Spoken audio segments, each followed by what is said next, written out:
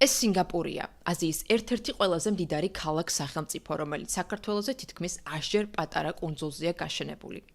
მას არ აქვს დიდი რაოდენობით ნავთობი, არც გაზი, არც კრიტიკული მინერალები და არც ფართო ტერიტორია. და მაინც, თუ გიფიქრიათ, როგორ შეძლო ასეთმა პატარა ერთეულმა ერთ-ერთ ყველაზე მდიდარ ქვეყნად ჩამოყალიბება. ძირითადად მდებარეობით, სინგაპური დგას მალაკას სრუტეზე, ერთ-ერთ ყველაზე მნიშვნელოვან საზღვაო choke point-ზე მსოფლიოში. ეს არის ვიწრო საზღვაო გზა, რომელიც ინდოეთის ოკეანეს წყნარ ოკეანესთან აკავშირებს და ფაქტობრივად კონტინენტთა შორის ვაჭრობას აერთიანებს.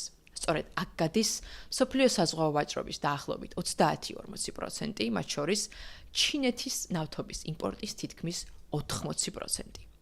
ამ სრუტეში ყოველწლიურად 100,000-მდე გემი გადაადგილდება, მხოლოდ სინგაპურის პორტი კი წელიწადში 600 მილიონ ტონაზე მეტ ტვირთს ამუშავებს. მალაკას სრუტეზე ასეთ უპრეცედენტო მოთხოვნას ერთი მარტივი მიზეზი აქვს. ის არის ინდოეთისა და წყნარ ოკეანეებს შორის მდებარე უმოკლესი საზღვაო მარშრუტი. ალტერნატიული გზა, ინდონეზიის სუნდას სრუტე, დაახლოებით 1000 კილომეტრით გრძელია. დროისა და ხარჯების შემცირების მიზნით კი ლოჯისტიკური კომპანიები მალაკას სრუტეს ამჯობინებენ.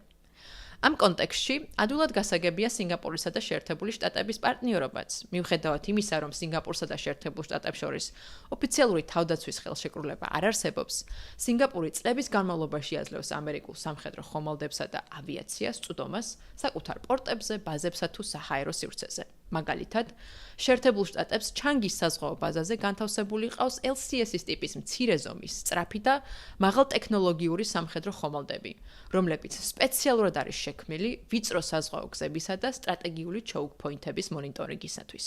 სინგაპურის სამხედრო ობიექტებიდან ვაშინგტონი ასევე პეკინის აქტივობებსაც აკვირდება სამხრეთ ჩინეთის ზღვაში. მალაკას სტრატეგიულობისა და ამერიკული საზღვაო გავლენის გამო ჩინელები ჯერ კიდევ 2000-იანი წლებიდან ალაპარაკდნენ მალაკას დილემაზე.